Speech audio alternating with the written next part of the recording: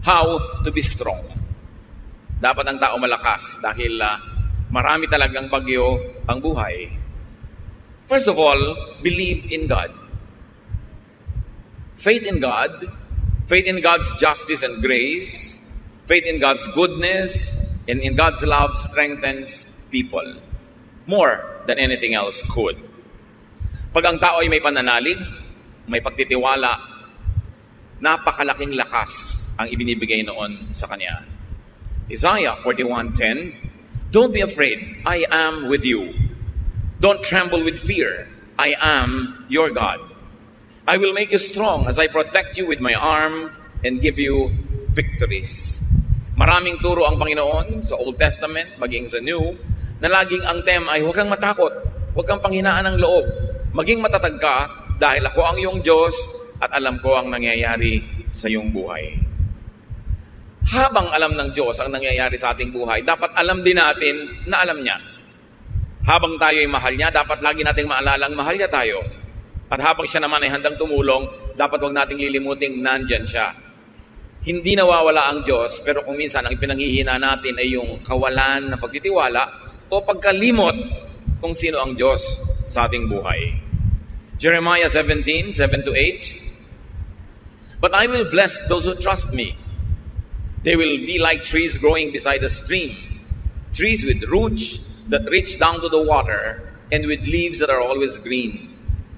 They bear fruit every year and are never worried by a lack of rain."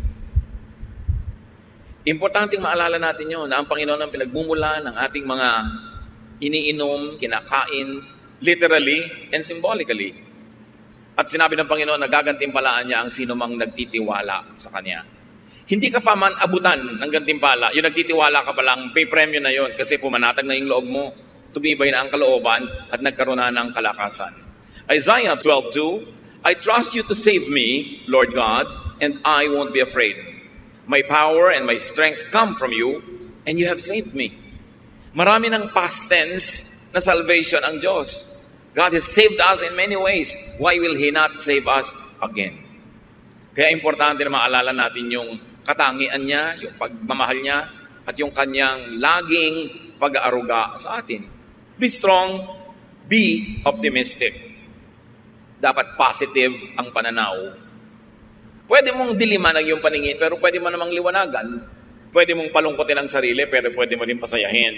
Pwede mong pahinain ang iyong loob, at pwede mo rin palakasin. Nasa sayo. A positive, believing worldview strengthens people. Kahit po sa mga pag-aaral sa mga ospital, yung mga pasyente na may religious belief, lalo yung may strong spiritual conviction, mas mabilis sila na mag-respond sa medication. Mas tinatabalan sila ng gamot at ng therapy, at ayon sa pag-aaral, mas mabilis silang gumaling. Napakahalaga na pati ngayon ang siyensya ng medisina ay nagpapatotoo na ang pananalig ng tao mayroong kinalaman sa kanyang kalakasan ng katawan. Na pag buo ang kanyang loob, pati ang katawan niya sumusunod. But negative worldviews weaken people. Yung taong laging negative, lagi ang iniisip ay yung masama, yung marumi, yung mahirap, humihina pati ang resistensya ng kanyang katawan at mas dumadali na dapuan siya ng sakit. Psalm 121:1-2, "I look to the hills. Where will I find help? It will come from the Lord, who created the heavens and the earth." Itong verse na to, pwedeng maraming kahulugan. Yung hill. Hill could mean mountain, could mean problem. Hill could mean kumukulong sa'yo, nakapaligid ng mga burol na mahirap akyatin, mahirap lampasan. But from the same hills can come the help of the Lord. So the same trouble that comes to you could be the source of your salvation. The same difficulty could be the source of your strength. The same problem could carry it with its own solution. At tatandaan natin mga kapatid, lahat ng problema may solusyon. Bakit? Kasi pag walang solusyon, hindi yun problema. At pag hindi problema, di huwag problemahin, tanggapin, mahalaga positive ang iyong pananaw. Romans 8:28, "We know that God is always at work for the good of everyone who loves Him." Pag ito, dinibdib natin, na ang Panginoon ay laging gumagawa sa ikabubuti ng mga nagmamahal sa Kanya, kahit kuminsan sa biglang tingin. ay parang hindi maganda yung nangyayari sa buhay. O kahit tagalan mo pa yung tingin, titigan mo, suriin mo, parang mahirap talaga yung nangyayari. Pero kung ikaw ay umiibig sa Panginoon, may paghuhugutan ka ng lakas. Dahil sabi, pag umiibig ka sa Panginoon, lahat ng pinapayagan niya mangyari sa buhay mo ay sa ikabubuti mo. Hindi lang lagi, malinaw na ikabubuti mo yon. Pero kung may pananalig ka, malalampasan ang paningin mong physical, yung nakikita mong parang hindi maganda. At kahit wala kang pruweba sa iyong isip, sa pananalig mo, napapatunayan mong ikabubuti mo yon, doon pa lang, lalakas ka na, gagaling ka na, o malalampasan mo yung oras ng hirap. Follow people who model strength. Maraming mga tao sa paligid natin na pwedeng gawing huwaran. Ang gagawin yung huwaran sa buhay, yung mga matatatag ang loob. Yung buo ang loob, yung matatapang. Huwag yung mahihina.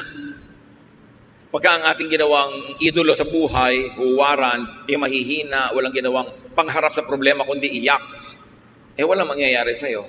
Pero kung ang titingnan mo, yung mga strong characters, actually, sila yung madalas panalo. In fact, sa mga soap opera, sa mga drama-dramang kinawiwilihan ng marami, yung mga kontrabida nga ang laging enjoy sa buhay. Sila tong kitatatag ng loob, kititikas ng mga sikmura, pero sila ang nananalo, nakukuha nila yung pera, nakukuha nila yung boyfriend o girlfriend, nakukuha nila yung mana. Ang totoo niya, sa huling episode lang naman sila biglang masusunog o kakainin ng lupa o kaya ay kakagatin ng napakaraming langgam. Pero 55 weeks sa kanilang serye, siya ang panalo. Tapos ang lagi nating iniidolo, yung iyak ng iyak, yung laging talo, yung laging api, yung laging kawawa. Kaya ganun tuloy nangyayari sa buhay ng mga manonood. Dapat tibayan ng loob. At huwag kayong tumanggap ng advice, ng example na hindi nakakabuti kahit mukhang kawawa siya. Hindi mabuti sa tao yung kawawa. Hindi mabuti yung nagpapakawawa. Huwag kang mang-api, pero huwag ka rin pa-api. Psalm 1:1-2, God blesses those people who refuse evil advice and won't follow sinners or join in sneering at God. Instead, the law of the Lord makes them happy, and they think about it day and night. Yung advice, kahit hindi sabihin ng bibig, pero yung example ng mga laging api, laging kawawa, laging mahina ang loob, hindi magandang advice yun. Talo ka dun. Dapat ang tao matibay. Pinatitibay ng karanasan, pinatitibay ng kung sino ang tinititigan at tinutularan. How else do you become strong? Get and have supporters. Sabi nga nila, no man is an island. Hindi naman natin kayang pasanin lahat ng pasanin, lutasin ang lahat ng problema kung nag-iisa tayo. Totoo, kung maraming tao sa paligid mo, nadadamay ka sa problema nila. Pero nadadamay ka lang naman hanggang papayagan mo at hanggang kaya mo. Hindi ka naman kayang ubusin ng problema nila kung hindi ka papayag. Yung iba umiiwas makipagkaibigan, makipag-close friendships kasi ayaw nilang madamay sa mga utang, mga problema ng iba. Pero tandaan nyo, sa inyo naman problema. Sa inyong pangangailangan. Sa kahit paminsan-minsan lang pero dumadating na oras ng kahinaan, kagipitan, napakahalaga that you have a support system. Napakahalaga na may mga tao sa paligid natin na nagsusuporta sa atin. Pero siyempre, susuportahan ka lang naman kung supportive ka rin sa kanila. Kaya willing ka dapat to invest in human relationships. Yung human relationships, kuminsan abala yan eh. Abalang makipagkwentuhan, abalang makaladgadgat mayaya doon, pumunta sa mga event niya na hindi ka laging interesado. Pero isipin mo na rin na sa ikabubuti mo rin yon. Dahil darating ang panahon, kakailanganin mo ang iyong kapwa-tao. Ecclesiastes 4:9-12, you are better off to have a friend than to be all alone. Because then you will get more enjoyment out of what you earn. If you fall, your friend can help you up. But if you fall without having a friend nearby, you are really in trouble. If you sleep alone, you won't have anyone to keep you warm on a cold night. Someone might be able to beat up one of you, but not both of you.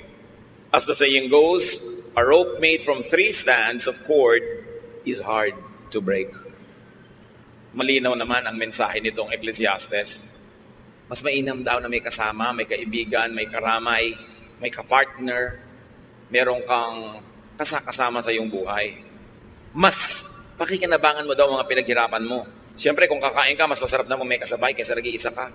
Kahit pa nga ilibre mo siya, may kasabay ka naman.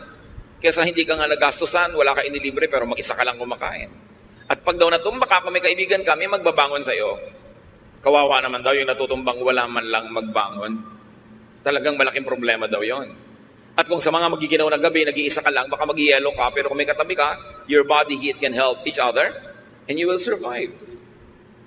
Kung nag-iisa ka daw, pwede ka sigurong bugbugin ng isang tao, pero kung dalawa kayo, hindi naman niya kayo kayang bugbugin pareho sa bahay.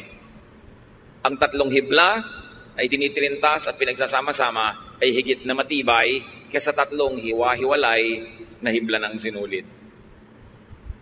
Kailangan itong idiin kasi marami mga tao hindi sila willing to invest in human relationships. They are too engrossed with themselves.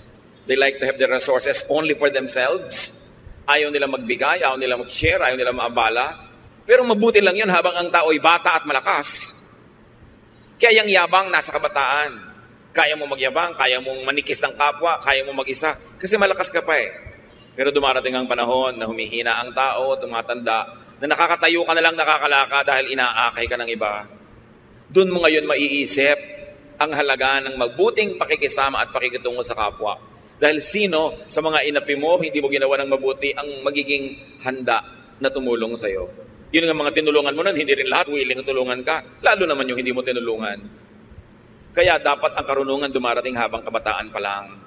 Pwede ka magyabang pagbata ka eh. Kayang-kaya mo mag-isa. Pero hindi laging ganon ang buhay. Gusto niyo maging malakas sa oras ng inyong kahinaan? Na wala na talaga kayong lakas? Panghihiram kayo ng lakas ng iba. Kaya kung marami kang tinulungan, marami kang pinahiram, sakali namang di ka makalakad, akayin ka naman ng iba, yung lakas niya ang nagiging lakas mo. Kung di ka makakita, yung pananaw at paningin ng iba ang nagiging paningin mo. Hindi ka makagalaw dahil na-paralyze ka, yung braso, yung kamay ng iba ang gumikilos para sa'yo. In other words, may lakas ka pa rin. Bigay ng iba. Kaya huwag tayo dapat magkukulang sa pagbibigay ng lakas, lalo sa panahon na malakas naman tayo. Hindi naman natin ikamamatay tumulong, at yung lakas na ginamit mo ngayon, hindi mo naman kayang isave. Pag hindi mo na nagamit yun today, wala ka na paggagamitan nun. Bukas may ibang lakas, ang ibang mga gawain. Dapat ang tao may kaibigan. At hindi tayo dapat maging maramot na yung ating mga mahal sa buhay ay makipagkaibigan sa iba't ibang tao. Kuminsan kasi may mga magulang, may kapatid na sobrang mga seloso. Ayaw nila na yung mga anak nila ay nakikipagkaibigan kung kani-kanino. Sabi na tayo-tayo na lang ang magtulungan dito. Pero yung magulang hindi naman lagi nandyan. Tumatanda, binabawi ang buhay. Sino ngayon ang kasama ng inyong mga anak o apo? Kuminsan, merong mga sobrang conservative na mga pamilya. Ayaw na maipaligawan ng kanilang mga anak. Ayaw magkaroon ng boyfriend hanggang nagtandaan na. Wala tuloy mga partner sa buhay. O pagtatanda noon, sinong kasama? Yung mga mahihigpit na matatanda, yung higpit ng higpit. Kaya nyo pa bang samahan yung mga anak nyo at apo pagka sila na lang natira? Pero pinagkaitan nyo na makadevelop ng mga relasyon. Kaya dapat hindi tayo ganun. Hayaan natin na yung mga tao makadevelop ng mga kasama nila. Hindi naman natin masasamahan habang panahon. Pero darating ang panahon na kailangan nila ng kasama. It's important. At kung kayo naman ay halimbawa biglang nagka-boyfriend, nagka-girlfriend, nagka-asawa, huwag niyong biglang lilimutin ang inyong mga kaibigan, mga kamag-anak dahil meron na kayong papa na ipinagmamalaki, meron na kayong mommy na ipinagmamalaki. Kasi kung minsan, pag dumating ang panahon na nagkagalit kayo at naghiwalay, eto mga kaibigan mo na naman ang karamay mo sa buhay. Mga papa and mama, they come and go, but friends remain. That's why don't commit the mistake of neglecting your friends just because you have a lover, a partner, a spouse. Darating ang panahon, maaalala mo sila, lalo kung bigla kang iniwan ni lover. Be wise. Proverbs 17:17, a friend loves at all times, and a brother is born for a time of adversity. At sabi sa Proverbs 17:17 din, sa ibang version, a friend is always a friend, and relatives are born to share our troubles. So ang mga kaibigan natin, ang mga kamag-anak ay talagang nandyan para makihati sa ating mga problema. Ang dapat magsasabi nun yung tumutulong, hindi yung nagpapatulong na parang duty tuloy ng iba na tulungan ka dahil sabi ng verse. Pero ang nagsasabi nun, tutulungan kita. Gusto kitang tulungan, sabi ng verse, kaya kami kamag-anak, kaya kami kaibigan para tumulong. Pero huwag nyo nasasabi sa kamag-anak nyo, hoy, kamag-anak kita, therefore duty mong tulungan ako. Nawawalan ng motivation ang tutulong pag ganon. Mga kapatid, may isa pang napakahalaga para ang tao maging malakas. Sa paghanap ng mga problema, kasakitan, mga suliranin, earn and save money. Dapat kanta ka ng money, money, money. Dahil talagang mahalaga ang pera. Kung hindi pera o dagdag sa pera, dapat meron ka insurance. Meron kang pension pagtanda mo. Kaya yung mga tao sinasabihan natin, oy, magbayad kayo ng SSS payments nyo para pagtanda nyo, meron kayong pension. Tapos sabi, magkano na yon? 6,000 a month. Aba, pag wala kang kapera-pera, malaki na yung 6,000. At kung walang magpalibing sa'yo, at least bigyan ka man lang ng SSS ng kabaong na styrofoam. O lawanit na may pakumbakya. Ano naman kung nalalaglag ka pag binuhat yung ataol, at least meron. Kesa wala. Katulad ng mga citizens sa ibang bansa, halimbawa sa Amerika, ang pensyon mo, pag nag-60 ka, depende kung magkano taxes ang binayad mo at ikinontribute mo sa iyong social fund habang nagtatrabaho ka. Yung iba nagpapalusot, hindi sila nagbabayad ng tax, puro under the table, hindi sila nagko-contribute sa mga social fund, hindi sila kumukuha ng insurance. Akala nila ngayon, mas marami silang perang ginagasta. Yes, habang malakas ka, marami kang perang ginagasta. Pero kung wala ka ng mga insurances na yan at pension plan, pag tumanda ka, at kailangan mo na ng pera at hindi ka na makakapagtrabaho, doon ka ngayon walang pera. Iba ang lakas ng loob pag may pera sa bulsa. Ecclesiastes 7:12, money is a shelter. Totoo yun. Huwag kayong magbanal-banala na parang walang kwenta ang pera. Sabi sa Bible, Ecclesiastes 10:19, money is the answer for everything. Siyempre, figure of speech yun. Pero ibig sabihin lang nun, money is a solution to many, many things in life. Kaya dapat ang tao, habang kaya, malakas, kumita, mag-save, mag-invest, get a pension plan, get an insurance with a reputable company, kasi kakailanganin mo yan. Hindi ka laging pwede magyabang na, kaya ko, hindi tayo sure. Iba na yung merong itinabi. Tulad ng babae sa Proverbs 31:25, dahil siya masipag, marunong mag-invest, marunong magtrabaho, sabi, she who has money is strong and graceful as well as cheerful about the future. Sabi na ibang version, she is clothed with strength and dignity. She can laugh at the days to come. Why can a person laugh at the days to come pag may pera siya? Pag magpapa-hospital siya, hindi siya nag-aalala. Pagtatawanan lang niya yung ospital. May pera ako. Sige, i-confine niyo ako sa magandang kwarto. Pero pag wala kang pera, sabi mo, pwede ba dito na lang ako sa corridor? Diba? Pwede ba dito na lang ako sa labas ng ospital? O kaya hindi ka pagaling, ilabas yun ako, mamamatay ako sa presyo. Kung may pera ka, di magpapagamot ka ngayon. Although namamatay ka rin naman kung may pera ka, pero mamamatay ka nakangiti. Importante niyan, make and keep receiving material blessings by giving. Isang sikreto na hindi naman dapat sikreto kasi sinasabi naman sa Biblia ito, para makatiyak ka na lagi kang tatanggap sa Panginoon, dapat pala bigay ka sa gawain ng Panginoon at sa mga taong nangangailangan. Proverbs 3:9, honor the Lord by giving Him your money. Malinaw na malinaw. At sa Malakay 3:10-11, walang kamatay ang katuruan. I am the Lord all-powerful, and I challenge you to put me to the test. Bring the entire 10% into the storehouse so that there will be food in my house. Then, I will open the windows of heaven and flood you with blessing after blessing. I will also stop locusts from destroying your crops and keeping your vineyards from producing. Ang Diyos nang hahamon. Sabi niya, hinahamon ko kayo. Subukan niyo ako. Huwag kayong mandaya sa inyong mga tithes.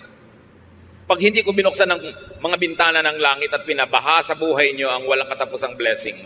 At hindi lang yon, pipigilin ko ang mga salot na kulisap sa paninira ng inyong mga tanim. Ipoprotekta ko ang inyong negosyo, ang inyong mga hanap buhay. Alam ganon. At makikita niyo kung gaano ka tapat ang Panginoon sa kanyang pangako. At sabi niya sa Deuteronomy 15:6, no one in Israel should ever be poor. So hindi balak ng Diyos sa kanyang mga anak na may mga mahirap. The Lord your God is giving you this land and He has promised to make you very successful if you obey His laws and teachings that I am giving you today. You will lend money to many nations, but you won't have to borrow. You will rule over many nations, but they won't rule you. That is the promise. Pero merong kondisyon. kung susunod ka sa kanyang mga utos, hindi nyo mararanasang mangutang, kayo ang magpapautang. Hindi nyo mararanasang mangamuhan, kayo ang magiging amo. Pero may kondisyon. Maging tapat tayo sa Panginoon, maging generous. Alam niya kung paano magsukli sa ating buhay. Isa yan na hindi natin naaalala na madalas, na isang napakalaking insurance, savings account, yung ikaw ay giver. Ikaw ay generous, even to people that are not close to you, but who are needy. Bawat bigay mo sa nangangailangan, bawat bigay mo sa gawain ng Panginoon, ang Panginoon na magsusukli. At sa palagay nyo, kaya papayag ang Panginoon na may utang siya sa inyo? Oras na ikaw ay nagbigay, lalo kanyang bibigyan. Kasi hindi naman pwedeng mas marami ka pa ibinigay sa kanya, siya ang Diyos. Maraming tao na ang nakadiskubre nito. Merong hindi pa rin madiskubre kasi ayaw subukan. Pero yan talaga ang secret of a very abundant life, to be generous. How else do you become strong? Practice facing and handling hardship. Kung lalaban ka ng contest, dapat may practice. Kay athletic o artistic contest dyan, o dance contest, o singing contest, may practice. Kung lalaban ka sa mga hirap ng buhay, dapat din may practice. Kahit bata pa ang tao, lalo't bata pa nga, mas dapat turuan na humarap sa mga problema. Parents, let us not overprotect our children. May mga assignments sa school, hayaan nyo sila gumawa, huwag nyo igawa para lang tumaas ang grade. Hindi naman sila yung gumawa, dumali ang buhay nila. Sa palagay nyo, anong naituro nun sa kanila na karakter? Wala. Aasa sa inyo. Kaya 50 years old na, umaasa pa sa inyo. Kasi sinanay nyo. Don't do everything for them. At habang maaari sana nga, kahit kaya nyo paligiran sila ng mga mag-a-assist sa kanila, give them household chores. At kahit napakarami yung pera, hayaan nyo silang matutong magtipid. Huwag silang palanguyin sa pera.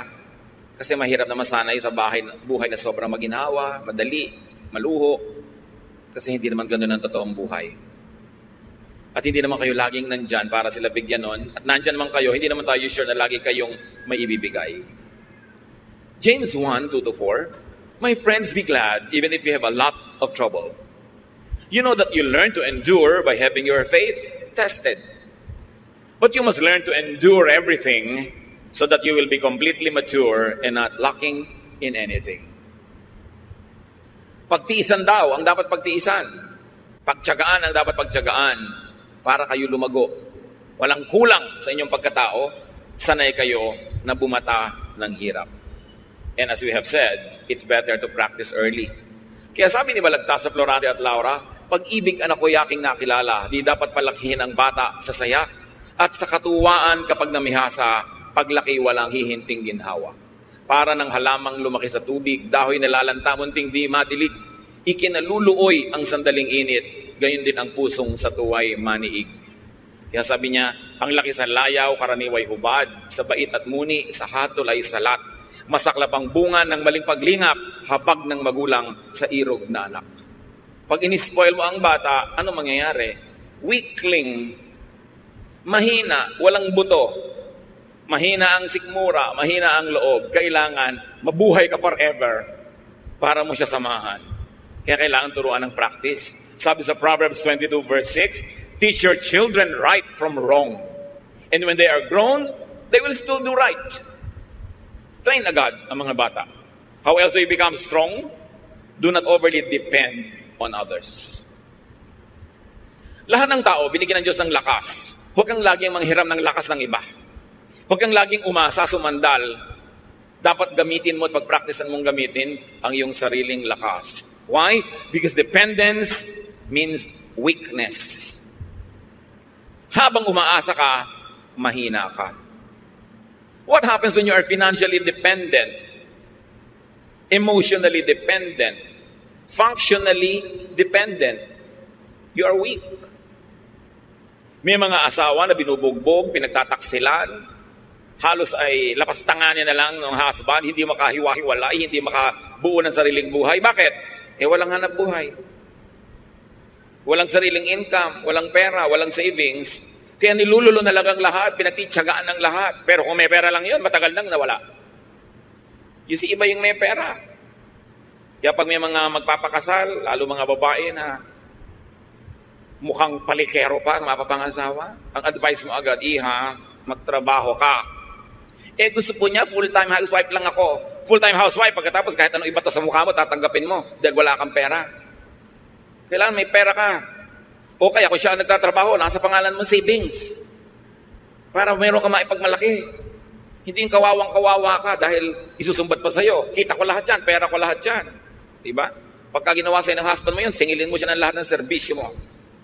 Security guard ka ng bahay, plumber ka ng mga gripo ninyo, diba? Nurse ka ng mga anak, taga-sundo ng mga anak, cook ka ng mga pagkain, labandera ka, at whore ka pa sa kanya. Doon ka malaki sumingil. Diba? Lakihan mo singil. Para hindi akala niya siya lang ang may kita. Pag binayaran nga ang housewife sa bahay, kulang pa yung sweldo ng husband eh. Kasi yabang-yabang pa, kape! Sino pumapalakpak dyan sa likod? Diba? Siguro binubusan nila ng kape yung humihingi. Marami namang husbands, mababait ha. Pero kuminsan, pagka biglang nahumaling kung kanino, nawawala ang bait. Kaya dapat secure kayo, meron kayong sariling income, itaktak nyo sa utak nyo yan. Hindi naman ibig sabihin na may income kayo, ilalayo kayo o hihiwalay, pero mabuti na yung meron kayong choice. Hindi kayo overly dependent. 1 Thessalonians 4:11-12, live in a way that you won't have to depend on anyone. Ganon din naman yung mga magulang eh. Minsan sayang lang, medyo huli na sa iba, pero habang maaga pa, secure yourself. Huwag kayong umasa sa iaabot-abot lang ng mga anak nyo in the future. Dahil kung minsan, ang dalang ng abot. Ang konti. No? Napa-hospital ka ng 7 araw, bibigyan ng pambili ng medical. O eto po, pandagdag. Ha, pandagdag! Ang liit naman yan para ipangdagdag. Pero paano kung umaasa na lang kayo dahil wala kayong isinubi? Be strong. Do not overlove or overneed anyone. Love mo, yes, but do not overly love. Kaya nga sabi ni Lord, unahin mo siyang mahalin kahit hindi iba.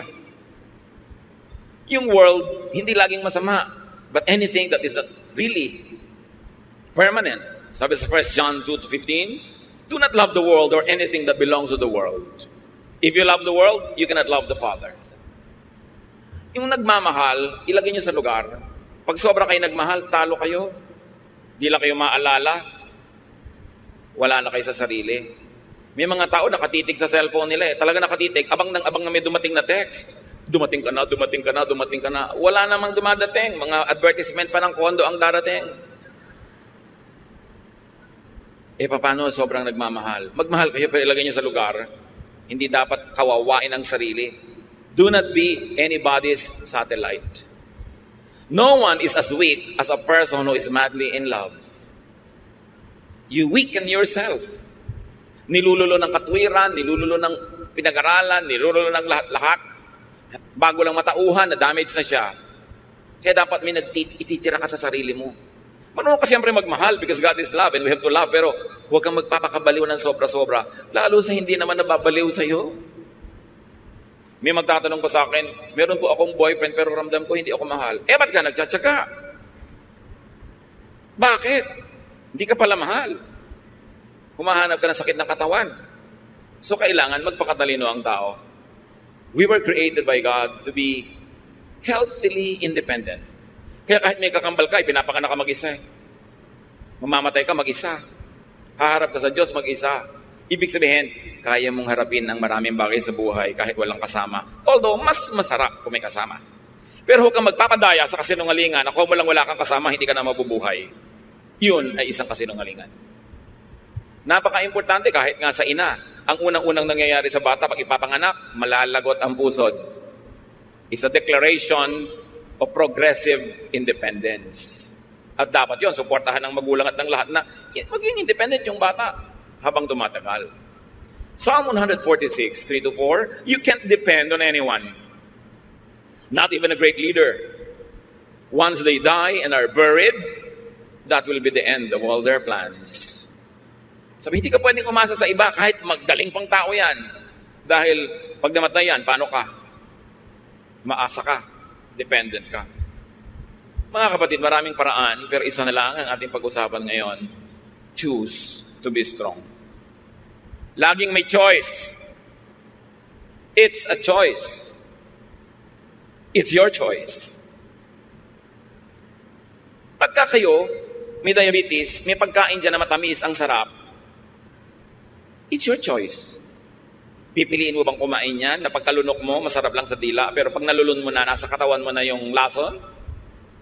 O kakainin mo pa rin? It's your choice. May pipiliin kang pagkain A, healthful. Pagkain B, hindi healthful. Alin ang pipiliin mo doon? It's your choice. Ganon din. May problema ka. Pwede kang maging manghina, himatayin, manlumo. Pwede ka pa nga magpakamatay. May gumagawa pa nun. Pero ba't naman yun ang pipiliin mo? It's your choice. Choose to be strong.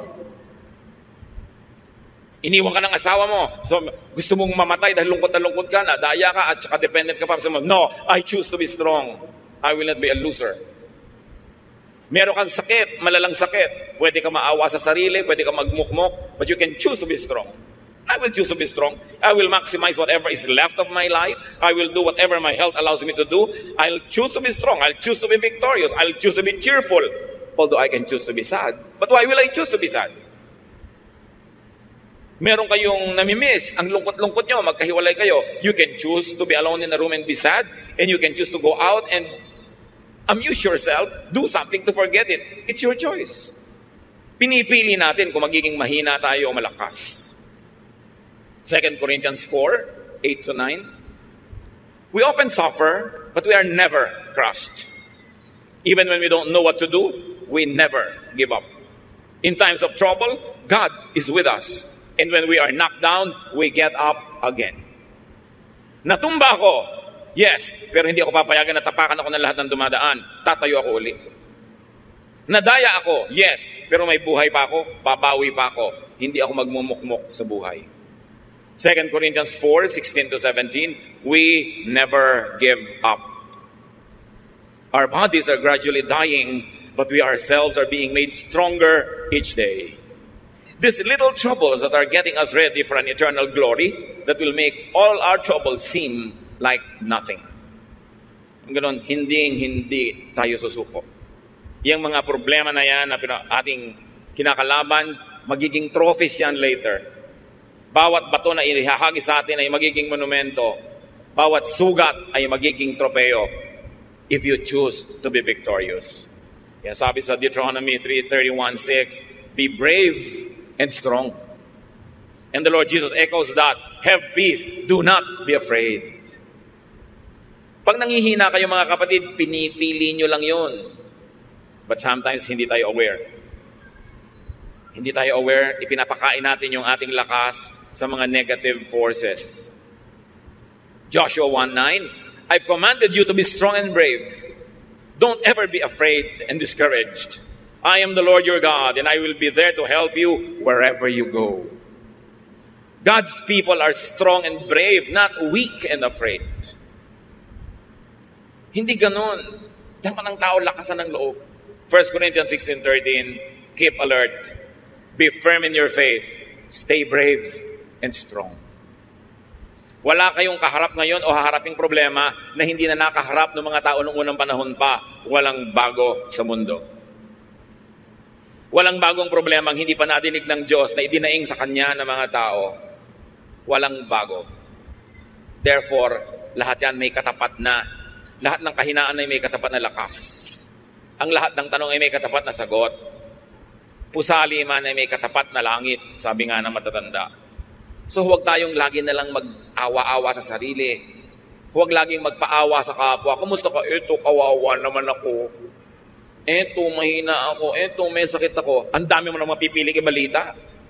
Kumusta ka? Pwede mo sabihin, wow, ang saya ko, nagising pa ako ngayong umaga. Pero pwede mo sabihin, ang taas-taas nga ng BP ko. It's your choice. Anong gusto mong topic? Pero mga kapatid, ang laging gusto nyong topic ay yung kayo mahina, kayo kawawa, kayo walang pera. Mapapansin nyo, pakonti ng pakonti ang gusto makipag-usap sa inyo. Sino naman ang gusto makipag-usap sa laging daing ng daing?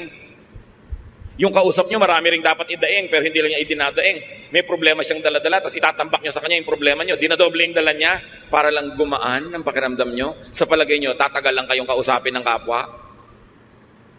Choose to be cheerful. Hindi laging dumadaing. Lahat tayo may dalang problema.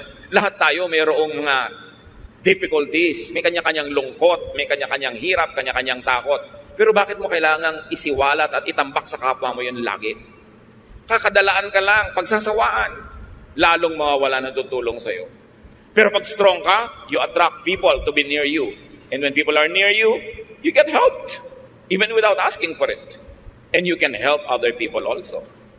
Life really could be full of hardship and trouble, but we are not without a helper. John 16:33, Jesus speaks.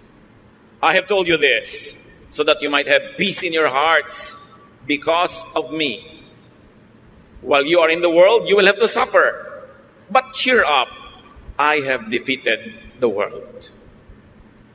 Sabi ni Lord, walang bago sa mga sinusumbong mo. Kasama ng buhay yan. May pagdurusa, may paghihirap. Pero huwag kang mahinaan ng loob. Lakasan mo ang loob mo kasi nagapi ko na ang lahat ng yan. Napagtagumpayan ko na yan. Stay with me because I am with you. The Lord is victorious over suffering. Seek the Lord. Sa Kanya tayo lalapit. Take shelter in the Lord. Receive strength from the Lord, from others, and even from within yourself.